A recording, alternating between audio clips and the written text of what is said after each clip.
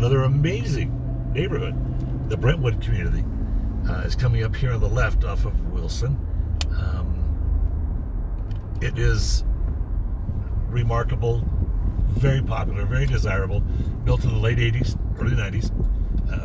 Two different builders in three different phases. You'll see as we come in here, the Brentwood name on the side there is indicative of what we're about to see. Yep.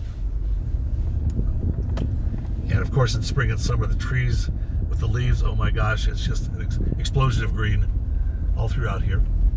Now the houses you're going to be seeing on the left-hand side are going to be built by Standard Pacific in the late 80s and early 90s, so 89 through 91.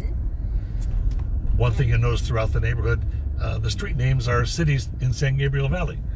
You saw back there, here's Crescenta, you'll see Covina, Glendora, San Dimas, names like that we're all familiar with from San Gabriel Valley. Go ahead, baby, I'm sorry.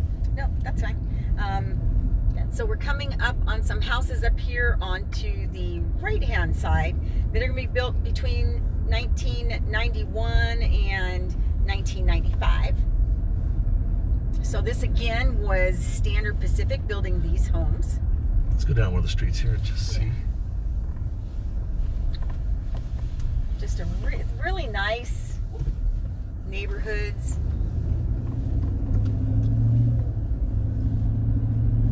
Mostly two-story homes, very few single stories in here, but there are a couple. You want to comment on why single stories are?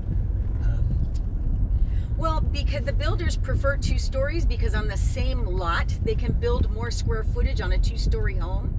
And most of their prices when they sell them are going to go dollars per square foot. So if they build a 2,100 square foot home or a 2,800 square foot home, then that's the difference. Yeah, in, down here. Yeah, so there's a price difference, and at that time, you know, this is what people wanted was more square footage. So a lot of these houses range, the single stories range from 1,800 to 2,100. The two stories range from 2,100 to almost 2,900, 2,840 would be this builder, Standard Pacific in this time frame. 2,840 was the largest home that they built.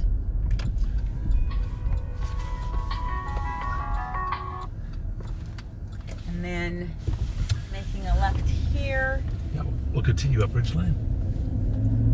You're going to see as we go around the corner here, you're going to see a completely different, not a different style, but you'll kind of see a difference in them. They're going to be the newer homes. This is where it switched from, it's going to be right up here. You'll see the difference right here between these houses right here. These are the Richmond America. This is the upper half of the tract. These houses were built 1997 through 1998.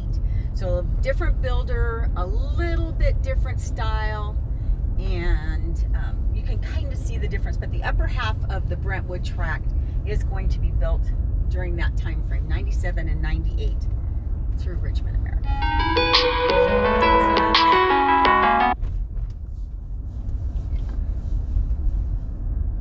As you can see. And people here take really good care of their homes, which is really nice. Several cul-de-sacs, so you can see 2 or 3 cul-de-sacs off to the left. Now you're going to see 2 or 3 cul-de-sacs off to the right. And these houses on Crestline off to the left, off to our left right now, at the very end of the street, were the model homes. So when this neighborhood was built, the model homes were here on Crestline. Corner of Crestline and Crescenta was, Yep, yeah, right there with on the left-hand side here. Exactly. Cool. Yep. As you can see, it's a nice quiet neighborhood. It's the middle of the day, and it's really nice. It's the green, grassy areas in between. Let's go across this way. It's pretty nice. It'll get us back to where we came in shortly. The walking paths and open spaces. It's just a really popular, very desirable neighborhood. One of our favorites. And really funny, when these houses were built, this was considered the boondocks. Oh yeah. So there were no shopping opportunities out here. So no grocery stores, nothing like that. Those didn't come out here until like 2000, 2002, 2003, and there is a Stater Brothers close by, and there is also a Ralph's down off of Day Creek, but we did not have those shopping opportunities at the time these houses were built. So yeah, this was called the boondocks or the country out here.